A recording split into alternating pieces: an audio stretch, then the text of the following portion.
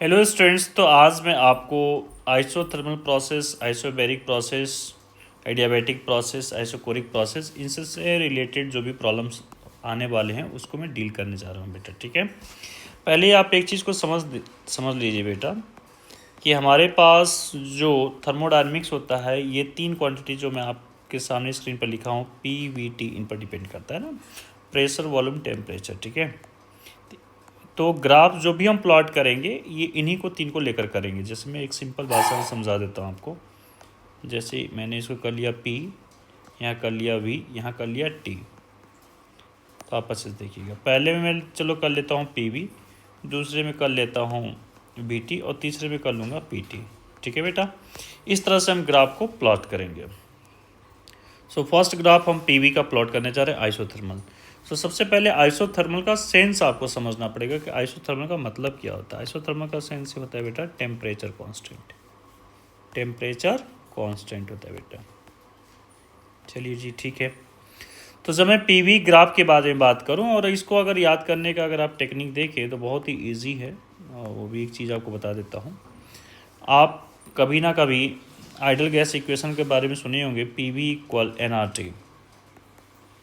ठीक है बेटा, तो आप यहाँ से अगर कंपेयर करते हैं, टेम्परेचर कांस्टेंट कर लेते हैं, तो ये सभी टर्म्स कांस्टेंट हो जाएंगे। डेट मीन्स जो PV हो जाएगा वो कांस्टेंट हो जाएगा, या आप बोल सकते हैं कि P is inversely proportional to V। So अगर मैं ग्राफ प्लॉट करने की कोशिश करूँ P और V के बीच में, तो आप गौर से देखिएगा, मैं P की वैल्यू लिख लेता हूँ 1/V, और यहाँ पर मैं लिखता हूँ V। तो अगर मैं V के प्लेस पे बेटा 0 रख देता हूँ तो समथिंग अपॉन 0 आ जाएगा, इन्फिनिटी। ऐसे ही मैं अगर V के प्लेस पर 1 रखता हूँ तो ये P की वैल्यू भी 1 आ जाने वाली। ऐसे ही मैं अगर मैं रख लेता हूँ 5, तो 1/5 में डेट मीन 0.2 आ जाएगा। तो इस तरह से हम ग्राफ को प्लॉट करना हमारे लिए बहुत ईजी हो गया, और मैं अब PV का ग्राफ आपको प्लॉट करके दिखा रहा हूँ। ओके,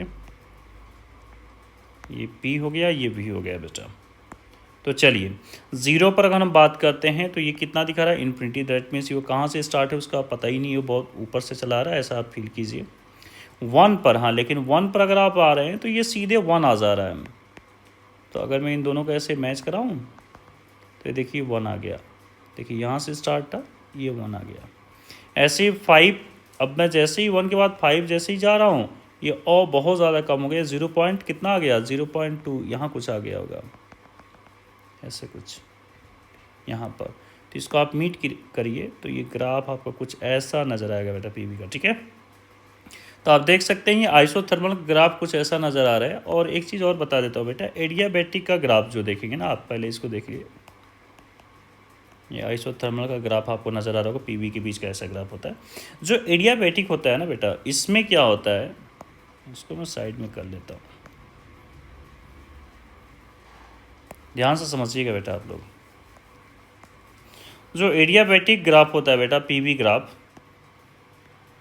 अगर मैं दो ग्राफ प्लॉट करता हूँ, एक आइसोथर्मल करता हूँ और एक एडियाबैटिक करता हूँ, तो इन दोनों ग्राफ में आपसे पूछा जाए कौन सा आइसोथर्मल और कौन सा एडियाबैटिक, तो ये ऊपर वाला ग्राफ आपका आइसोथर्मल कहलाएगा, और ये नीचे वाला जो ग्राफ है वो एडियाबैटिक कहलाएगा। अब ऐसा आपके मन में आ रहा होगा कि ऐसा क्यों, तो ऐसा क्यों का रीज़न आप समझने के लिए, इसी को आप जब आप डिफ्रेंशिएट करते हैं बेटा, तो यह आ जाएगा PdV, यहाँ पर आ जाएगा VdP इक्वल 0।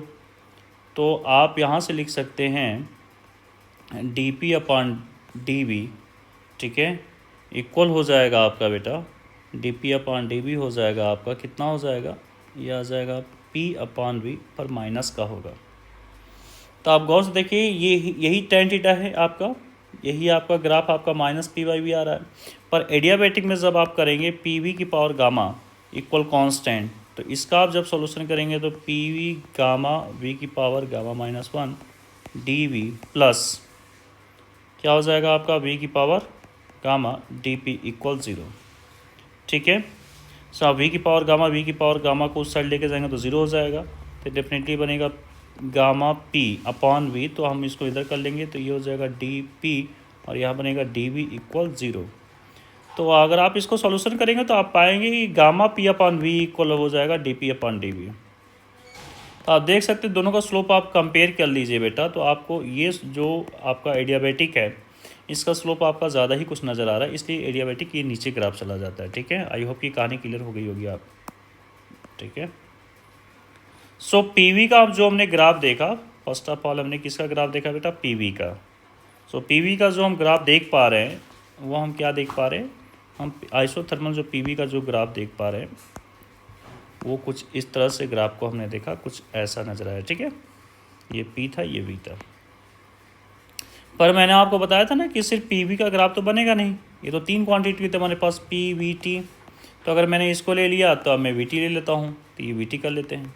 तो वी टी ग्राफ में आइसोथर्मल में टेम्परेचर कांस्टेंट होता है, तो टेम्परेचर कांस्टेंट तो ऐसे हो सकता है, क्योंकि यहाँ देखिए टेम्परेचर कांस्टेंट रखना, तो ये ऊपर से नीचे या नीचे से ऊपर कुछ भी जा सकता है। तो ये ऊपर से नीचे जा रहा है, डेट मीन्स वॉल्यूम इंक्रीज कर रहा है। और जब भी वॉल्यूम इंक्रीज करता है, एक बार और भी बात को याद रखिएगा कि वर्क हमेशा पॉजिटिव होता है बेटा। ठीक है, ऐसे ही अब कौन बच गया, पीटी बच गया। तो पीटी का भी ग्राफ चलिए प्लॉट करके दिखा रहे हैं आपको, इधर कर लेते हैं पी, इधर कर लेते हैं टी। तो ये इसको भी ऐसे कर सकते हैं। यहाँ पे देखिए प्रेशर इंक्रीज कर रहा है, ठीक है बेटा, और देखिए टेम्परेचर यहाँ पर कांस्टेंट है आपका। सो आई होप कि आइसोथर्मल का ग्राफ कोई डाउट नहीं होगा। अब ये तीनों ग्राफ क्लियर हो गए होंगे। आइसोबैरिक की बात करते हैं बेटा, किसके बारे में बात करेंगे, आइसोबैरिक के बारे में बात करते हैं। थोड़ा सा वीडियो ये जाएगा लंबा, पर आप अच्छे से इसको देखते रहिएगा, चीज़ें बहुत क्लियर होने वाली हैं। अगेन फिर से वही 3 बातें बेटा, पी वी टी। तो अगर मैं पी वी के ग्राफ इसको प्लॉट करता हूँ तो क्या आएगा, उसको आप अच्छे से देखिएगा। पी वी के बारे में हम देखेंगे। पहले मुझे एक चीज़ का आप जवाब दीजिए कि आइसोबैरिक का जो सेंस होता है, यहाँ पर किस चीज़ को कांस्टेंट लिया जाता है। तो यहाँ पर प्रेशर कांस्टेंट हो जाता है। तो अगर प्रेशर कांस्टेंट है, ऐसे ग्राफ बनेगा। ध्यान से देखिए, यहाँ पर वॉल्यूम को मैं इंक्रीज करा दिया हूँ, प्रेशर कांस्टेंट रखा हुआ है ना, यहाँ पर कुछ वैल्यू आ जाएगी प्रेशर की। लेकिन अगर मैं वीटी का ग्राफ इसी तरह से प्लॉट करूँ, मैं वीटी का ग्राफ है ना, वीटी, तो वीटी में कैसे कर पाएंगे, प्रेशर कांस्टेंट है। तो आप आइडियल गैस इक्वेशन बार बार याद कीजिए। पी वी इक्वल क्या होता है बेटा, N R T. P V equal N R T. आपने क्या बोला कि प्रेशर कांस्टेंट है सर, तो V is directly proportional T आ जाएगा। तो ये दोनों ही स्ट्रेट लाइन को बताना। स्ट्रेट लाइन इक्वेशन क्या होता है, Y equal M X plus C होता है, आपको याद आया होगा। तो ठीक है, तो ये कुछ स्ट्रेट लाइन का ग्राफ ऐसे प्लॉट कर सकते हैं वीटी में। इसी तरह से हम बात करेंगे आगे। अब क्या बच गया हमारे पास, आप गौर से देख लीजिए। हमारे पास 3 क्वांटिटी पी वी टी। तो सबसे पहले मैंने पी वी कर लिया, फिर मैंने वी टी कर लिया, अब लास्टली बचा क्या, फाइनली पी टी बच गया है ना। तो ये पी टी। तो यहाँ अगेन प्रेशर को कांस्टेंट रखना है, तो प्रेशर को कांस्टेंट रखते हुए ऐसे ग्राफ आप प्लॉट कर सकते हैं। अब इसी तरह से आइसोकोरिक के बारे में बात करते हैं बेटा, कि आइसोकोरिक का ग्राफ कैसे प्लॉट होगा, कैसे बनेगा, उसको समझते हैं हम लोग। तो आइसोकोरिक में क्या चीज़ कांस्टेंट होता है, तो वॉल्यूम कांस्टेंट होता है सर। तो अगर मैं पीवी का ग्राफ प्लॉट करूं बेटा, पीवी, तो वॉल्यूम कांस्टेंट रखिए, ऐसे बना दीजिए। ऐसे में वीटी का ग्राफ अगर प्लॉट करता हूं, वीटी का ग्राफ अगर प्लॉट करता हूं तो वॉल्यूम कांस्टेंट रखता है, ऐसे बना लीजिए। ठीक है ना, कुछ ऐसा चला जाएगा। फिर फाइनली मुझे करना होगा किसके बारे में, पीटी के बारे में। अब यहाँ पर वॉल्यूम तो है नहीं पीटी में, तो एक बार और ध्यान रखिए, हमेशा बार बार आप कर लिया कीजिए आइडियल गैस इक्वेशन, इसको बना लिया कीजिए। यहाँ पर वॉल्यूम कांस्टेंट रखना, तो पी डायरेक्टली प्रोपोर्शनल किसके हो जाएगा, टी के हो जाएगा। तो यहाँ पर भी स्ट्रेट लाइन आपको दिख रहा होगा, तो ये कुछ स्ट्रेट लाइन ऐसे चला जाएगा। सो आई होप कि ये सभी ग्राफ आपको क्लियर हो गए। अब क्वेश्चन को हम डील करते हैं। मेरे पास जो यहाँ पर क्वेश्चन दिख रहा है बेटा, ये क्या दिख रहा है आपको मैं रीड करके दिखा देता हूँ। इन ए गिवन पी वी डायग्राम, ये आपका एक पी वी डायग्राम है। टेम्परेचर एट पॉइंट ए पर जो आपका टेम्परेचर गिवन है वो है टी नॉट। सो बोल रखा है कि draw P T and we T diagram of given process. तो इसमें पी टी और वी टी का आपको डायग्राम ड्रॉ करना। ठीक है, देखिए पहली बात तो आप देखिए, आप पी वी डायग्राम में जो बी सी वाला जो आपको ये दिख रहा होगा, ये बी सी वाला जो दिख रहा होगा बेटा, ये क्या चीज़ है आप खुद ही बता दीजिए। तो सर ये तो हमारे पास आइसोथर्मल है, ठीक है ना, आइसोथर्मल प्रोसेस है। सी ए वाला देखिए क्या चीज़ कांस्टेंट है बेटा, तो प्रेशर कांस्टेंट है ना। तो प्रेशर कांस्टेंट में क्या चीज़ होता है, तो प्रेशर कांस्टेंट में होता है सर आइसोबैरिक होता है प्रेशर कांस्टेंट। अच्छा ए बी को देखिए, तो ए बी क्या चीज़ है सर, तो वॉल्यूम कांस्टेंट है। वॉल्यूम कांस्टेंट को हम बोलते हैं आइसोकोरिक, आइसोकोरिक बोलते हैं। आइसोथर्मल में क्या चीज़ कांस्टेंट है बता, टेम्परेचर। बैरिक में क्या चीज़ कांस्टेंट था, प्रेशर। आइसोकोरिक में क्या कांस्टेंट है, वॉल्यूम कांस्टेंट है। ठीक है जी। तो अगर मैं डाइट करने की कोशिश करता हूँ ये चीज़ों को, तो कैसे कर सकते हैं उसको मैं देखिए साइड में ही दिखा रहा हूँ, ठीक है। देखिए यहीं मैं साइड में करके दिखा देता हूँ। किसका पूछ रहा है बेटा? सबसे पहले चलो हम पीटी का ही करके दिखाते हैं ना, पीटी। तो देखिए ए टू बी में क्या है बेटा? आइसोकोरिक है। ए टू बी में क्या है आपका? आइसोकोरिक है। तो आइसोकोरिक में वॉल्यूम कांस्टेंट होना चाहिए। तो वॉल्यूम कांस्टेंट तो फिर से ये लिखिए P V equal N R T, ठीक है। अगर वॉल्यूम कांस्टेंट कर लिया तो P is directly proportional T हो जाएगा। तो पी जब डायरेक्टली प्रोपोर्शनल टी के हो जाएगा तो आप जरा गौर से आप यहाँ पर देखिएगा बेटा कि फर्स्ट वाले केस में वॉल्यूम बढ़ रहा है कि घट रहा है, उस पर आप विचार कीजिए। प्रेशर पर विचार कीजिए कि प्रेशर बढ़ रहा है घट रहा है। वॉल्यूम तो कांस्टेंट है, प्रेशर तो प्रेशर इंक्रीज कर रहा है। अगर प्रेशर इंक्रीज करेगा तो टेम्परेचर भी क्या करेगा बेटा? इंक्रीज करेगा, है ना। तो हम प्रेशर और टेम्परेचर दोनों को ऐसे डायरेक्टली प्रोपोर्शनल से इंक्रीज करा देते हैं। ये हमारे पास ए भी हो गया, ठीक। चलिए अब सेकेंड आते हैं बेटा, सेकेंड बात करते हैं B2C। B2C क्या है बेटा? आइसोथर्मल प्रोसेस है। टेम्परेचर कांस्टेंट होना चाहिए। टेम्परेचर तो कांस्टेंट हम रखेंगे, ठीक है, पर यहाँ पर आप अच्छे से देखिएगा। अगर मैं बात कर लेता हूँ ऐसे, टेम्परेचर को कांस्टेंट रखना है, पर प्रेशर का क्या होता है बेटा? तो प्रेशर यहाँ पर आप बात कीजिए, देखिए डिक्रीज कर रहा है। अगर ये डिक्रीज करेगा, कौन डिक्रीज कर रहा है बेटा? प्रेशर। प्रेशर डिक्रीज करेगा तो वॉल्यूम को इंक्रीज करना पड़ेगा। खैर यहाँ पर हम पीटी ग्राफ बना रहे हैं तो प्रेशर डिक्रीज करने को ही दिखाना है, और टेम्परेचर क्या रखना है? मुझे कांस्टेंट रखना है। तो क्या मैं ऐसा बना सकता हूँ? अच्छे से देखिएगा बेटा, क्या मैं ऐसा कर सकता हूँ B2C, ठीक है। कुछ एरर तो नहीं लग रहा है। ये प्रेशर, ये किसको, एक मिनट सॉरी, माफ़ कीजिएगा बेटा, इसको थोड़ा सा ये एरर हो गया। मुझे किसको? टेम्परेचर को कांस्टेंट रखना है ना। आइसोथर्मल में टेम्परेचर को कांस्टेंट रखना है और प्रेशर को डिक्रीज करना है। गुड, ठीक, कुछ ऐसे आएगा, नीचे आएगा बेटा, ठीक है।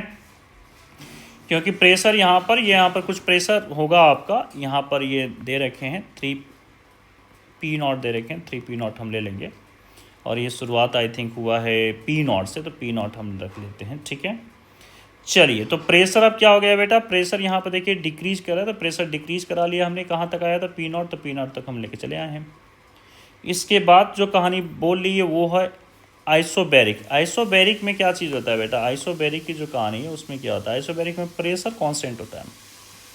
आइसोबैरिक में प्रेशर कांस्टेंट है, लेकिन आप गौर से देखिए वॉल्यूम का क्या हो रहा है। क्या वॉल्यूम बढ़ रहा है, घट रहा है? तो आपको साफ नज़र आ रहा होगा सर ये तो डिक्रीज कर रहा है ना। तो हम बात करते हैं आइसोबैरिक में। तो अच्छा अगर मैं बात करता हूँ बेटा आइसोबैरिक में, तो ये जो है वॉल्यूम डायरेक्टली प्रोपोर्शनल टेम्परेचर के हैं, डायरेक्टली प्रोपोर्शनल टेम्परेचर के हैं।